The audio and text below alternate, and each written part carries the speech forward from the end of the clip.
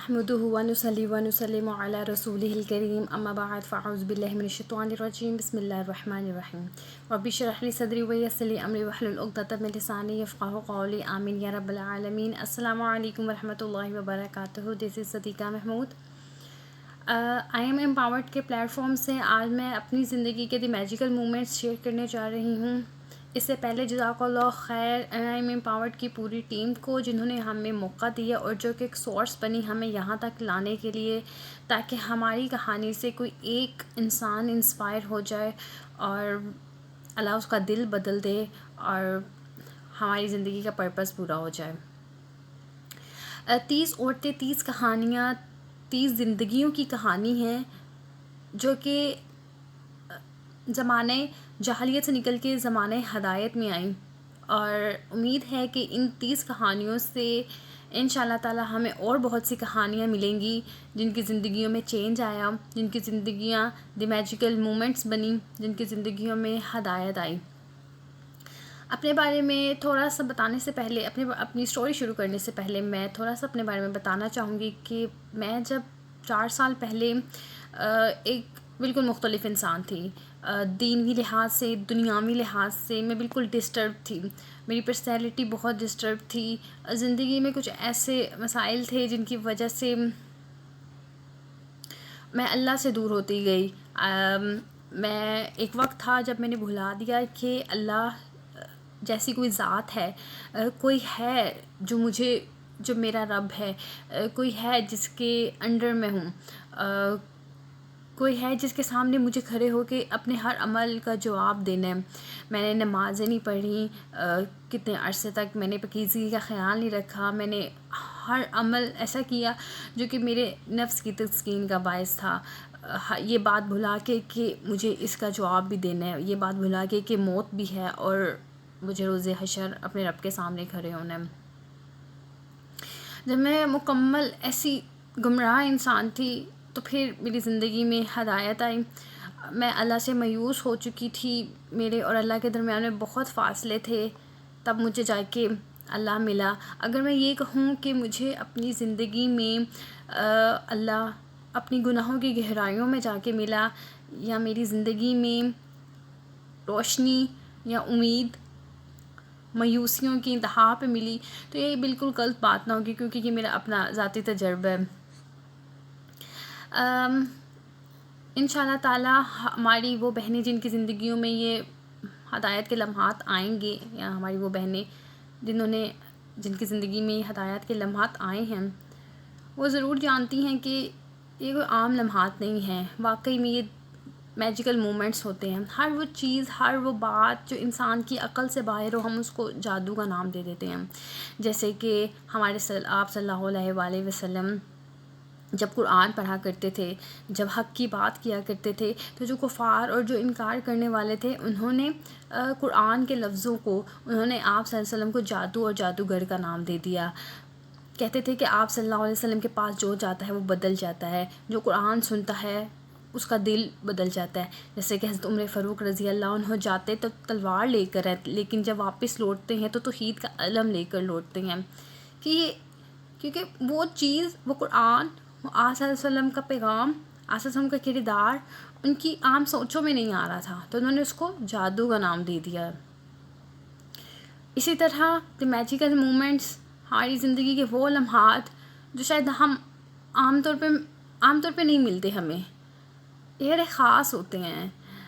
یہ جب ہمیں مل جاتے ہیں تو ہم اس کو اگر سنبھال نہ پائے تو یہ واپس نہیں آتے ہیں. اگر ہم نے ان کو کھو دیا، اگر ہم نے اس وقت کو کھو دیا، ہم نے اس سوچ کو جس سے ہماری زندگی کو بدلنا ہو، ہم نے اس کو ہاتھ سے جانے دیا، تو یقین کریں کہ انسان خسارے میں رہ جائے گا. 2016 کی بات ہے کہ میں اپنے انٹر کے ایگزام سے فری ہوئی تھی اور میں بالکل گھر میں فری ہوتی تھی، اور رمضان تھا، رمضان قریب آ گیا. اس دوران میں بیان سننا شروع ہوئی پہلی بار مولانا طارق جمیل صاحب کے، اور ان کے ہر بیان میں یہی ہوتا تھا، توبہ کرو توبہ کرو، بس اتنا کہہ دو کہ اللہ مجھے معاف کر دے. اللہ بڑا رحمان ہے، بڑا رحیم ہے، وہ معاف کر دیتا ہے، تم بس توبہ کرو. مطلب کہ وہ انکریج کرتے تھے بہت زیادہ کہ بھائی تو پہلی بار ان کو سن کے میرے دماغ میں آیا کہ توبہ کرنا اتنا آسان ہے، کیا رب اتنا رحمان ہے، اتنا رحیم ہے؟ کیونکہ میں نے تو اس کو اس نظر سے نہیں جانا تھا. میری نظر میں تو رب قہار تھا، میری نظر میں تو رب کوئی بہت سخت تھا. تو میں کہتی تھی کہ کیا رب واقعی اتنا رحمان ہے، اتنا رحیم ہے کہ میں جاؤں اور میں کہوں کہ اللہ مجھے معاف کر دے تو اللہ مجھے معاف کر دے گا، میں کہوں مجھے قبول کر لے تو وہ مجھے قبول کر لے گا. تو میں نے کہا کہ چلو کر کے دیکھتے ہیں. جب میں نے اس مہینے میں رمضان کے مہینے کا ہم سب کو ہی پتہ ہے، اب یقین کریں کہ یہ جو 30 دن ہوتے ہیں، 29 دن ہوتے ہیں، اس میں ہر دن میں ہر ایک لمحہ آپ کی زندگی کا، کسی بھی انسان کی زندگی کا ٹرننگ پوائنٹ ہو سکتے ہیں. اب جب رمضان آئے تو خدا را اس کو ایسے نہ جانے دیجیے گا، یہ رمضان بڑی فضیلت کا مہینہ ہے. اب میں نے توبہ کی اور میری آنکھیں پہلی بار اللہ کے لیے روئیں. مجھے نہیں پتا کیسے میرا دل نرم ہو گیا، اور میں نے مطلب کہ ہر چیز بدلنے لگ گئی، ہر چیز، سوچنے کے طریقے بدلنے لگ گئے.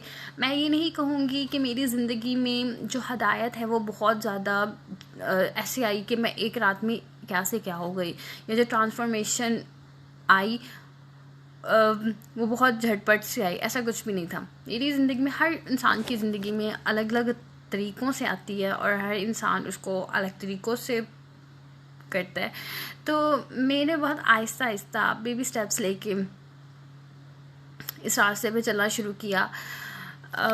میں نے جو سب سے پہلے چیز محسوس کی وہ تھا میرا دل نرم ہونا شروع ہوا. ایسے دل نرم ہونا شروع ہوا، ایسے دل صاف ہوا کہ ہر جو باتیں، جن باتوں پہ بندہ ایسے ہی بیٹھے بٹھائے اگریسو ہو جاتا ہے، ان باتوں پہ آپ درگزر کرنے لگ جاتے ہیں. آپ کو ہر کوئی اچھا نظر آنے لگتا ہے، آپ کو ہر چیز میں اللہ کی رحمت نظر آنے لگتی ہے، آپ کو ہر چیز میں خدا نظر آنے لگتا ہے. اس دوران میں نے ایک بک ہے قسم اس وقت کی، ابو یحییٰ صاحب کی ہے، میں نے وہ پڑھنا شروع کی. تو اس میں کافی قیامت کے کانسیپٹس تھے، موت کے بارے میں تھا. تو قیامت اور موت کا ڈر پہلے میں نے کبھی زندگی میں ایسا محسوس نہیں کیا تھا. تو وہ ایسے کر کے میرے دل اور دماغ میں بیٹھ گیا کہ ہر وقت میرے دماغ میں ایک ہی بات جانے لگ گئی، مر جانا ہے، مر جانا ہے، مر کے کیا کرنا ہے، یہ کام کرنا ہے تو اس عمل کا جواب اللہ کو دینا ہے. روز حشر اللہ کے سامنے کھڑے ہونا ہے، میں کیسے کھڑی ہوں گی اللہ کے سامنے، ہر وقت قیامت کے بارے میں سوچنا. پھر میں نے قرآن پڑھنا شروع کیا. تو جب میں نے قرآن پڑھنا شروع کیا تو اس میں القاریۃ ما القاریہ وما ادراک ما القاریہ یوم یکون الناس کالفراش المبثوث وتکون الجبال کالعہن المنفوش کا ذکر تھا. اذا زلزلت الارض زلزالها واخرجت الارض اثقالها وقال الانسان ما لها یومئذ تحدث اخبارها. تو میں نے کہا کہ قیامت واقعی ہے، مطلب کہ جس چیز کو میں نے کبھی سوچا ہی نہیں تھا اپنی زندگی میں، میں نے کہا یہ ہے، مجھے اس دن حاضر ہونا ہے، جس دن آسمان پھٹ جائے گا، جس دن یہ ستارے، یہ سورج سب آ گریں گے، یہ پہاڑ روئی کے گالوں کی طرح اڑیں گے اور ہر راز نکلے گا، میں اپنے رب کے سامنے کیسے کھڑی ہوں گی.